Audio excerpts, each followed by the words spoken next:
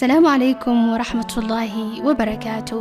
كسو دوادا حسوس قور داختر إدين قرطو إدين ديارسو دكتور إباق بوبال أي كسو ديارسو مقالة هرقيسا رونتي واهوبال إنو قف كستمانت إدقيسانيا وجرو قف وجعلا وواي أما دنتي قف كاسوح نغنكرا أما والد كيسا أو دنتي أما ولالكي أو قالكو أها أما إلميسا أما ساحيبكي أما هبريريسا أما أوياشيسي uu jeclaa. Halqadan waxay gaar u tahay dadkii aan jeclayn aan weynay ee geeriyooday. Dadka dhintaa ma soo noqdaan, ma joogaan. Qaarkood waxay noqdeen shimbiro jannada ka duulaya. Qaarkood waxay noqdeen xidiga iftiiminaysa samada iyo wadnaheena iftiiminaysa. Qaarkoodna waxay noqdeen taariikh aan ka akhrino buugaagta. Qaarkoodna waxay noqdeen dad markasta aan xasuusano oo masaajidada aan uga ducayno. Qaarkoodna waxay noqdeen sawiro khaliya oo koonayaasha guryaheena qurxinaysa. Markasta wajiyadooda ayaan xasuusana oo xasuusteena ku hadha. Ama wajigooda ayaa qurxiya moobiladeena oon ku haynaa. Ama borsooyinka qacanteena ama wadnaheena ayaan ku haynaa wajiyadooda. Marmar qaarkood waxaan urinaa cadarkooda haddana iyagoo inala soconin oo inala joogin waan u dalsanaa. Markaasan marmar qaarkood aan dareemnaa dirimaadka laabtooda oo nabadgeliyo iyo farxad aan dareemnaa. waxaan ilaahay ka baraynaa inaan riyada ku aragno. maalinteen riyada ku aragno waxaan ilaahay ka baraynaa inaan hurdadan aanan ka kicin oo in badan aan la joogno.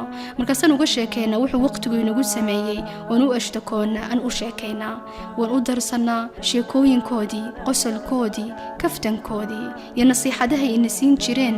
markaasan danqanaa. talow dadka dhintay ma ina dareemaan. talow dadka dhintay ma ina maqlaan. talow ducadeenu ma gaadha. talow markan xabaalahooda aan soo booqano maynagu farxaan oo mayna dareemaan. talow waa maxay waxaan u samayn karnaa dadkan jeclayn sidaan abaalkooda u gudno oo baariin aan u noqono. waxaan u malaynayaa maanta xalqadan markaad degaysatid iyo qodobahan soo wado inay wax badan dhaqankaaga iska bedeli lahayd iyo fikirkaad ka aaminsanayd dadkii dhintay ee aan jeclayn ee nolosheena maalin inala wadaagi jiray. qodobka koobaad waxa weeyaan dadka dhintaa way ina maqlaan waana ina dareemaan. murugadana way inala qaybsadaan, farxadana way inala qaybsadaan. khaasatan hadduu waalidkaagii geeriyooday ama qofka jeclayda aad weyday uu aad kuugu dhawaa oo markuu noola aad u ashtakoon jirtid oo dhibaatadaadaad u sheegi jirtay. haddaad maalin aad seexatid adigoo ilmadu indhahaaga ku taagan tahay oo aad u murugaysan waxaad ogaataa waalidkaagii dhintay ama ilmahaagii dhintay inuu aad u cadhoonayo oo u muruganayo murugadaad u murugoonaysid. taana waxaan tusaale idin soo qaadaya Faaduma radiyallahu anha inantii Nabi Muhammad sallallahu alayhi wasallam ayaa maalin Ali bin Abi Talib wuxuu ku iri kuma arko adigoo ooyaya ama oohintaadu badan tahay markuu nabigii u geeriyooday alayhi salaatu wassalaam. markaas waxay ku tiri ma kuu sheegaa? markaasuu ku yiri haa ii sheeg. waxay ku tiri habeen kasta aan seexdo anigoo cadhaysan ama anigoo ooyaya aabahay Nabi Muhammad sallallahu alayhi wasallam riyadu igu imaada. markaasuu igu yiraahdo Faadimoy waad idamaqday, ilmadaadu way idamaqday anigoo xabaashayda ku jira. sababtaas ayaan isaga ilaaliyaa inaan aad u ooyo ama inaan murugoodo. qodobka labaad waa maxay? qodobka labaad waxa weeyaan waalidkaagii ama dadkii aad jeclayd ee dhintay way kuu duceeyaan, warkaagana way hayaan, warkaaguna wuu gaadhaa. haddaad ku jirtid macsiyad ama dembi weyn aad ku jirtid waalidkaagu wuu murugoonaya oo hammi weyn baa gelaya, way cadhoonayaan. sababtuna waxa weeyaan way kaa naxayaan. markaase ilaahay baryayaan ay odhanayaan اللهم لا تقبضه إلا إذا رزقته توبة، اللهم لا تمته إلا إذا رزقته هداية.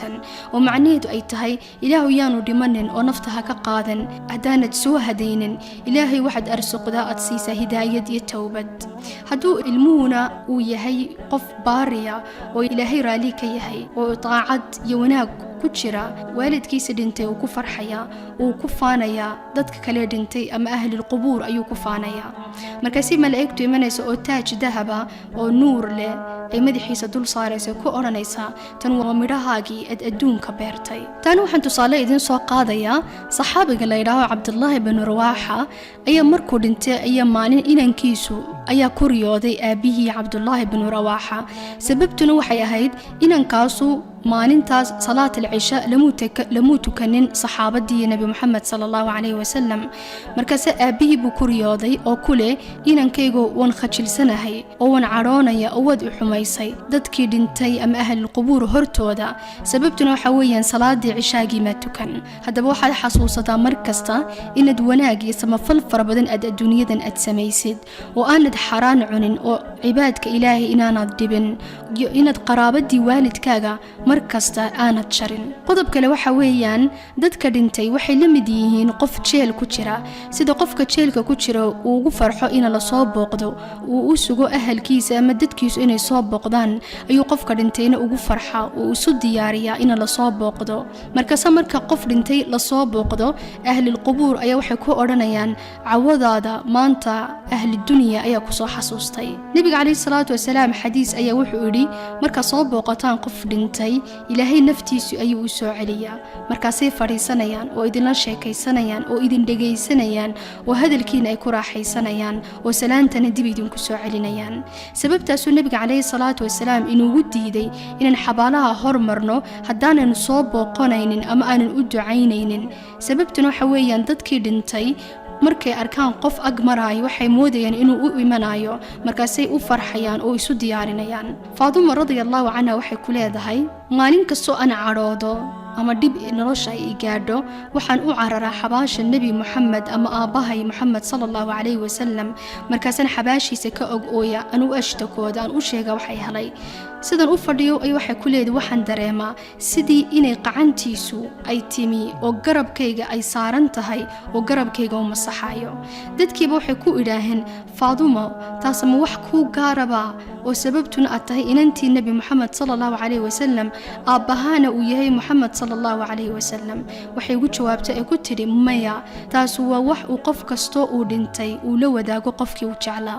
adduunka qodobka kale waxaad xasuusataa haddad maalin aad ku riyootid qof dhintay ama dardaaran uu ku sheego ama war uu ku sheego waxaad garataa inay daar xaq ay ku jiraan oo waxay sheegeen inay run tahay Musaylama al-Kadhaab ayaa dagaal buu la galay saxaabadii markaas saxaabadii waxa dhintay nin kamid oo leeyahay Thabit markaas markuu dhintay nin kamid muslimiinta ayaa wuxuu ka xaday gaashaankiisii ama dircigiisii markaas nin kamid saxaabadii ayaa intuu seexday dagaalkii markuu dhamaaday ayaa wuxuu ku riyooday Thabit oo ugu imiriyadii Thabit ba wuxuu ku yiri hamoodeen inaad diryoonaysid anigu runban kula hadlaya gaashaankaygii nin baa xaday uu la baxsaday oo koonaha ugu dambeeya xarunta ciidanka ayuu joogaa intuu qaatay gaashaankayga ayaa wuxuu u qoday god buu qoday markaasuu ku riday godkiina wuxuu dul saaray digsigiina dhagax buu dul saaray marka Khalid bin Waliid u sheeg waxa soo qaado gaashaankaygii markuu soo qaadon Abu Bakr Siddiq ha u geeyo oo ha iibiyo marka hebel baa deen igu leh iyo hebel baa deen igu leh deenka hayga bixiyo addoonkaygii ii shaqayn jiray ama shaqaalahaygiina xuriyadoodii ayaan siiyay darta Ilaahay qofka dhintay wuxuu ka sugayaa ducada iyo sadaqada waanu ku farxayaa duca aad qof u ducaynaysid ama sadaqad aad ka bixinaysid darajadiisa jannada korba u qaadaysa hadduu Ilaahay naartii ugu tala galayna laga yaabaa inay ka badbaadiso sadaqadaadu iyo ducadu naarta ay ka badbaadiso nin saalixo oo Ilaahay caabudi jiray oo wacan ayaa maalin ayaa wuxuu tagay xabaalihii markaasuu seexday markuu seexday ayaa wuxuu ku riyooday dad saf dheer taagan oo ku dagaalamaya naxariista Ilaahay koonaha kalena waxa fadhiyay nin kursi wacan ku fadhiya oo shakilkiisu iyo muuqaalkiisu aad u qurux badan yahay oo markasta loo keenay bileedho dahaba oo naxariista ay dul saaran tahay markaas wuxuu ku yiri waa maxay sababta aan dadka safka taagan aan dula taagnayn wuxuu ku yiri inaan ban leeyahay wanaagsan oo ii naxariisto oo naxariis igu duceeya oo Ilaahay ii barya oo Qur'aan ii akhriya oo markasta i soo booqda daraadiisa isaga ayuu Ilaahay naxariis gaar ah igu naxariista dadka aad arkay sida safka taagan ku dagaalamaya naxariista waxa weeyaan dadka markii dadka ahli dunya ilaahan Allahumma irham amwaat almuslimiin ayuu naxariista Ilaahay dadkaas oo dhan ee dhintay uu u qaybiya mudad ka bacdi ayaa riyadii ayuu wuxuu ku riyooday ninkii laftiisa oo xumaaday oo dhar xum gashan oo safkii la taagan dadka oo naxariistii dadka kula dagaalamaya markaas wuxuu ku yiri baxaa ku helay baxaa ku bedelay wuxuu ku yiri inankayga ii ducayn jiray ay adduunyadii mashquulisay oo iga mashquulay haddaba markasta waxaad xasuusataa dadka qaarkood inaga tagay ee ahlulqubuur noqday waxay ahaayeen dad xaq weyn inagu leh, dad ina barbar taagnaa, dad ina rabbeeyey, inagu tabcay, dad dhallinyarnimadoodii ina siiyey iyo waqtigoodii iyo xooggoodii inoo hodhay iyo cumrigoodii. waxa ugu yarad u samayn karta waxa weeyaan inaad xasuusatid, aad u ducaysid, ood isku daydid inaad noqotid qof wacan oo ilaahay ka baqaayo oo shaqaysta si ay ugu farxaan wanaagad gaadhay darajadaad gaadhid, iyo ina dadka wax isu ahaayeen ama qaraabadooda aad xidhiidhisid siday ugu farxaan oo mar kasta ay kugu faanaan aakhiro iyo kojo.